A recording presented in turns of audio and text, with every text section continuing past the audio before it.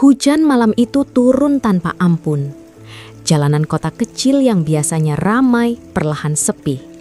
Hanya tersisa derum mesin kendaraan yang lewat sesekali. Seno, lelaki 35 tahun, baru saja pulang dari lembur kantor. Matanya lelah, pikirannya jenuh, tubuhnya hanya ingin sampai rumah, rebah, dan tidur. Namun nasib berkata lain. Ban mobilnya pecah di jalan yang jauh dari bengkel maupun rumah warga. Seno turun, berdiri di bawah guyuran hujan, menatap ban yang kempis dan memaki dalam hati. Ia menghela napas panjang, membuka senopenya untuk mencari dongkrak. Tapi rasa malas dan dingin yang menusuk membuatnya hanya berdiri diam, mengelus wajah dengan kesal.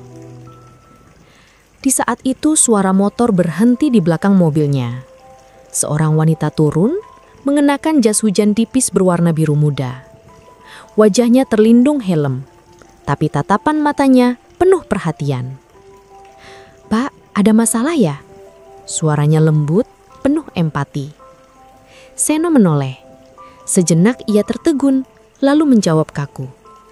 "Ban pecah, lagi cari dongkrak, tapi ya beginilah." Wanita itu tersenyum samar. "Saya rumahnya nggak jauh dari sini. Kalau mau, saya bisa bantuin hubungi bengkel." Seno sempat ragu, tapi tatapan mata wanita itu begitu tulus. Ia mengangguk. Kalau tidak merepotkan, wanita itu memperkenalkan diri. Rahma, usianya 38 tahun, seorang janda yang tinggal sendirian setelah suaminya meninggal 3 tahun lalu. Dalam hitungan menit, ia berhasil menghubungi kenalannya di bengkel, dan mereka datang membantu Seno. Seno merasa berhutang budi. Di tengah hujan, hanya Rahma yang mau berhenti dan menolongnya. Saat mereka menunggu, Seno mencuri pandang. Ada ketenangan di wajah wanita itu. Bukan kecantikan yang mencolok, tapi ada sesuatu yang membuatnya nyaman. "Terima kasih, Bu Rahma," ucap Seno saat urusan selesai. Rahma tersenyum lembut. "Panggil saja Rahma. Lagi pula, kita tetangga kan? Rumah saya di gang seberang itu."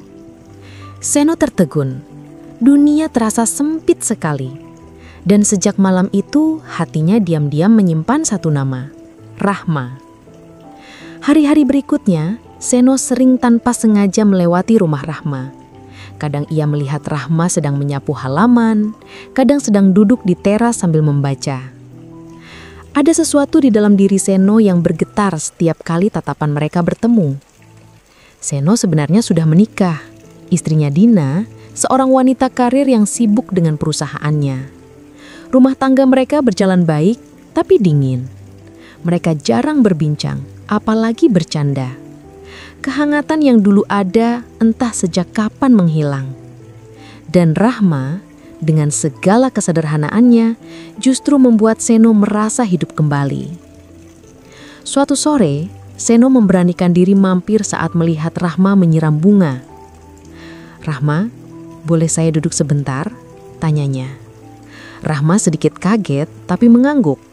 Mereka pun berbincang ringan tentang bunga, tentang hujan, tentang hidup sendirian. Dari obrolan itu, Seno tahu Rahma sudah lama menutup diri dari cinta. Baginya cinta hanya mendatangkan luka. Tapi bagi Seno justru luka itu membuat Rahma terlihat begitu manusiawi. Waktu berjalan, pertemuan mereka semakin sering.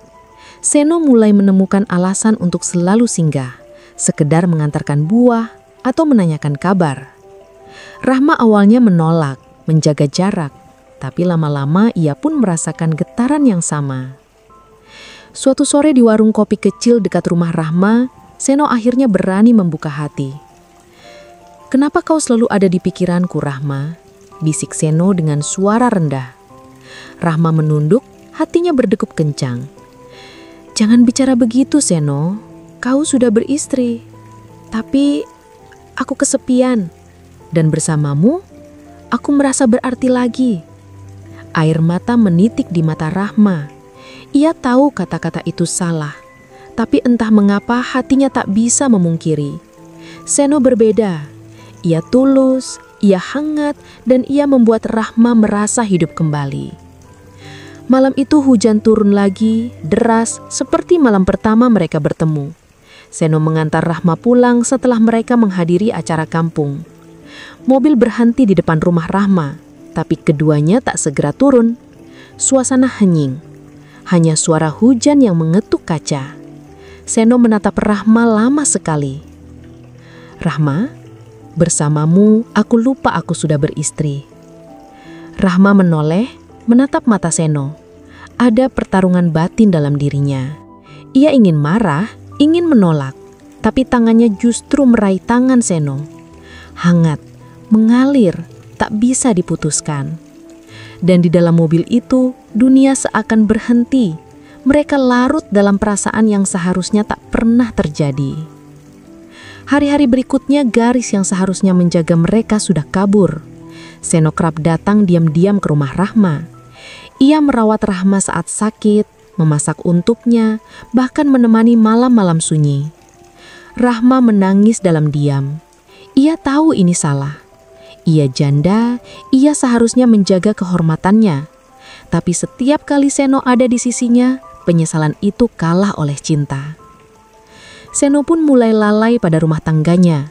Pulang larut, berbohong pada Dina, dan semakin jarang duduk bersama istrinya. Dina mulai curiga, tapi tak punya bukti. "Seno, kau berubah. Apa ada wanita lain?" tanya Dina suatu malam. Seno tercekat. Ia menatap istrinya, tapi hatinya justru mengingat wajah Rahma. Cinta terlarang itu semakin dalam. Rahma dan Seno sudah tak bisa melepaskan diri, tapi rasa bersalah terus menghantui mereka. "Aku takut, Seno," lirih Rahma suatu malam. "Aku takut suatu saat semuanya terbongkar." Seno menggenggam tangannya erat. "Aku juga takut, tapi lebih takut kehilanganmu." Kata-kata itu menusuk hati Rahma.